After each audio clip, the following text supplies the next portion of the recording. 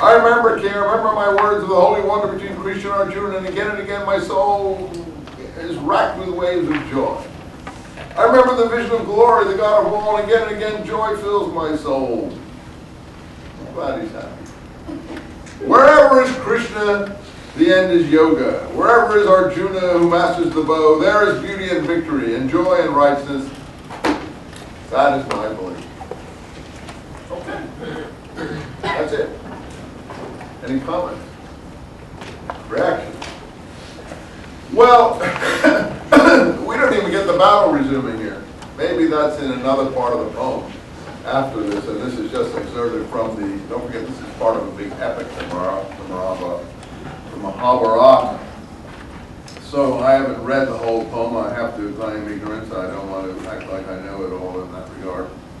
But maybe the battle does resume, but in this particular work, we don't even really get an idea what Arjuna does after this. I mean, does he pick up his bow? Does he kill a lot of people? Is he everything resolved? Is he okay after this? Where does Krishna fly off to? Does he stay in the chariot, or does he go up to heaven with Jesus? I mean, does he do an ascent or something? Where does he disappear to? This is the problem with the ancient god tales. They're fun, but one shouldn't really consider them to be reality in any culture. Oh, in any case, we assume that the end of all this is that Krishna taught Arjuna to do his duty.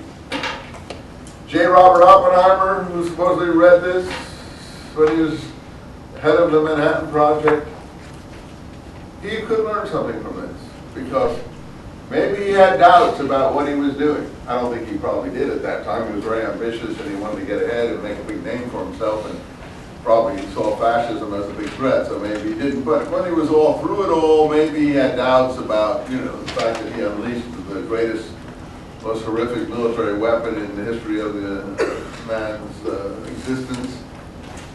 And maybe he took comfort in the Bhagavad Gita and these conversations where he was basically told, you're a scientist, you're supposed to do your duty. You can't stop and say, is this right, is this wrong, should I be involved in this production, shouldn't I be involved in this production? You see how relevant it could be to what he was doing? Don't you think? It could be very relevant to someone who asks questions of this kind. Because this book is basically saying, okay, seek spiritual enlightenment, but don't let that get in the way of the performance of the work that you're required to do in this world. Isn't that really, I think, the gist of what finally comes through here? Now, if you want to learn individual yoga, then you've got to go to some specialist.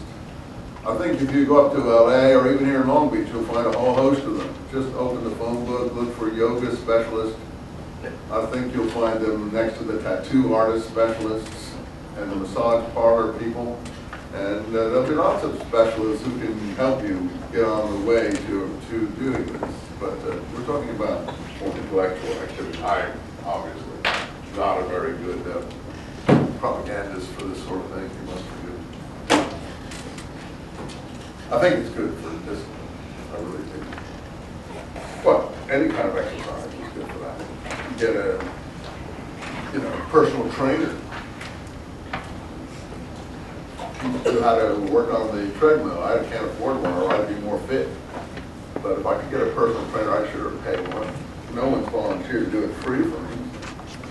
Okay, I want to look at Walt Whitman. What changed faces?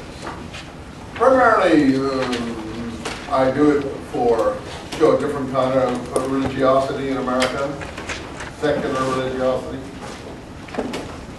Not that he has any movement or that people follow him particularly, but he represents a time in American culture and history where religious feeling was linked with personal identity and political behavior, and it was all one big jumble.